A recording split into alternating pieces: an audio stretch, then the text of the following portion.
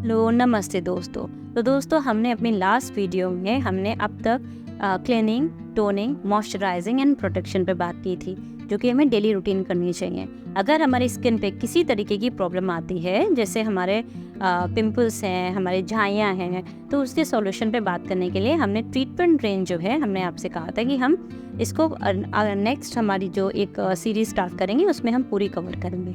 तो आज दोस्तों हम हमारी स्किन पे जो एक बहुत कॉमन प्रॉब्लम होती है झाइयाँ, पिगमेंटेशन, उस पर बात करेंगे। जैसे कि हमने कभी अपने देखा होगा स्किन पे, हमने अपने नियर एंड डियर किसी के देखा होगा स्किन पे ब्राउन स्पॉट पड़ जाते हैं। तो हम आज उसकी रीज़न पे बात करेंगे और फिर उसके बाद सॉल्यूशन में बात करेंगे कि मोदी केयर में हमारे ऐसे कौन से प्रोडक्ट हैं जिससे कि हम इस प्रॉब्लम पे कंट्रोल कर सकते हैं। झाइयाँ, जिसे इंग्लिश में हम मेलाज्मा या पिगमेंटेशन भी कहते हैं, इसकी प्रॉब्लम तब होती है जब हमारी स्किन के अंदर रंग बनाने वाले कुछ सेल्स, जिन्हें हम मेलानोसाइट्स कहते हैं, वे किसी कारणवश ज़्यादा रंग बनाने लगते हैं। ऐसा होने पर स्किन कहीं से गोरी, कहीं से भूरी, कहीं से काली दिखने लगती है। ये प्रॉब्लम लेडीज़ में मोस्टली देखने में आती है।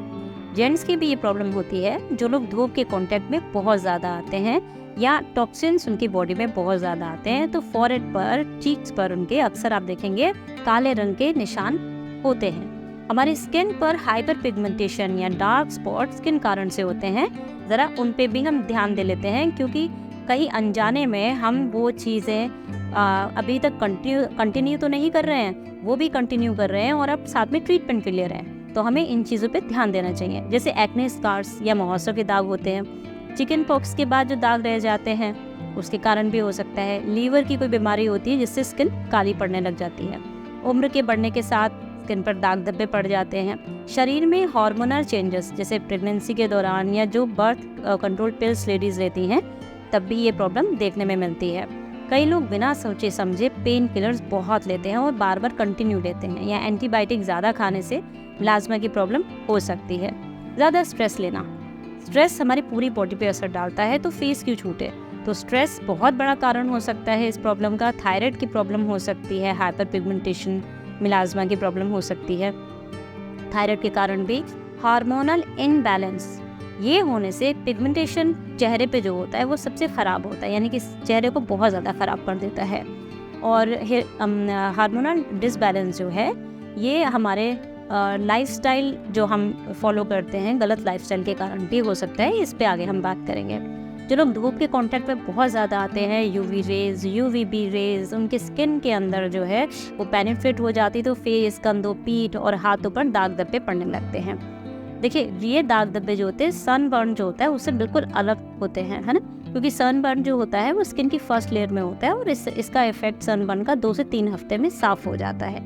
लेकिन सनलाइट से स्किन में जो कालापन आता है, स्किन के अंदर तक पेनिट्रेट हो जाता है ज़्यादा धूप में रहने के कारण, तो ये धीरे धीरे बनता है ये चीज़, और फिर कई महीनों तक बने रहता है। और जो चीज़ बहुत धीरे धीरे बनती है तो वो जाने में भी थोड़ा समय लेती है।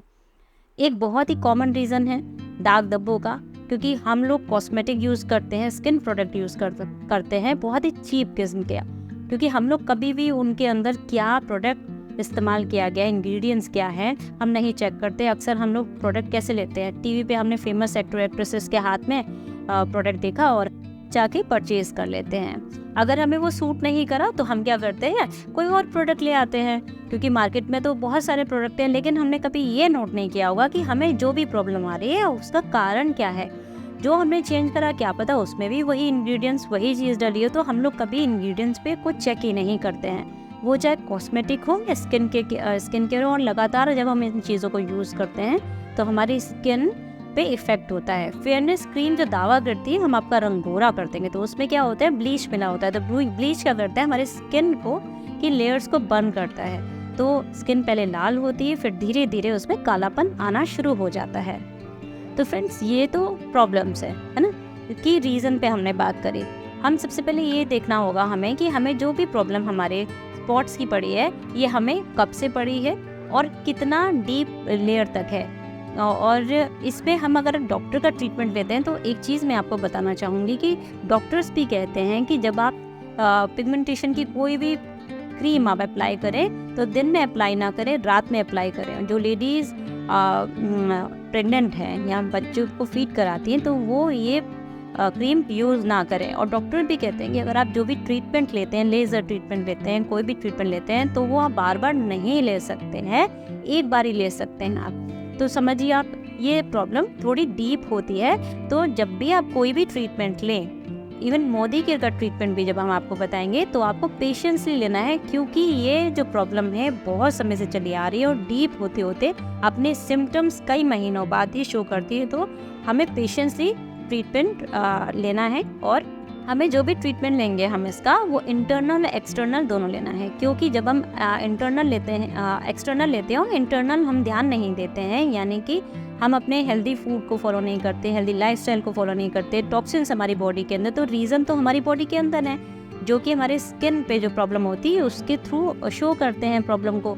तो यहाँ पर हमें, अगर हम इंटरनल कोई भी सप्लीमेंट्स नहीं लेते हैं तो ये प्रॉब्लम हमारी रिपीट होती रहती है। तो फ्रेंड्स, सबसे पहले बात करते हैं कि हमें अपनी डे रूटीन स्किन की क्या रखनी है। जैसे कि हमने लास्ट वीडियो में भी हमने आपसे बात की थी, हम आपको लिंक इसमें शेयर कर देंगे, यहाँ आप देख सकते हैं लास्ट वीडियोज़। ये हमारी पूरी सीरीज़ है स्किन केयर की। हमें क्लेंजिंग, टोनिंग, मॉइस्चराइजिंग करनी है डेली, ठीक है। हमें अपनी स्किन को डीप क्लीन करना है, क्योंकि हमारे डेड सेल्स होते हैं तो उनको रिमूव करना बहुत ज़रूरी होता है। अगर वो उनकी लेयर जमती रहेगी तो हमारी स्किन में प्रॉब्लम होगी।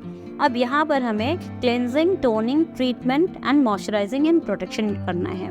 किसी को लगता है कि बहुत सारा है ये सब, तो इसे जब आप करेंगे और स्किन पे अच्छे रिजल्ट देंगे तो आपकी डे रूटीन के अकॉर्डिंग ही आपको एक आदत सी बन जाएगी। तो हमारे यहाँ फेस वॉश जो है, हमने आपको वीडियोस में, लास्ट वीडियोस में सब कवर किए हुए हैं। अपने स्किन टाइप को आपको पहले पहचानना है, उसके अकॉर्डिंग आपको फेस वॉश यूज़ करना है। अगर आप all skin type face wash use करना चाहते हैं तो आप ब्लू शील्ड का फेस वॉश यूज़ कर सकते हैं। एंटी एजिंग फेस वॉश है हमारा, वो आप यूज़ कर सकते हैं। तो आपको पहले फेस वॉश से अपना स्किन को क्लीन करना है, टोन करना है, उसके बाद सीरम यूज़ करना है। हमारा प्रो वाइट एंटी स्पॉट का जो रेंज है हमारी, उसके सीरम यूज़ करना है, क्योंकि ये पूरा हमारा जो रेंज है ये चेहरे पे दाग धब्बे जो होते हैं उन्हीं के लिए है। तो ये एंटी स्पॉट रेडियंस सीरम जो है, चेहरे पर जो भी दाग धब्बे होते हैं, जैसे एक्ने के स्पॉट पड़ गए, ब्लेमिशेस के हो गए, पिंपल्स के हो गए स्पॉट, ये स्पॉट पर सीरम हम यूज़ कर सकते हैं। ये सीरम चेहरे पर जो मेलानिन है, जो स्किन के कलर को डिसाइड करती है, उस मेलानिन के प्रोडक्शन को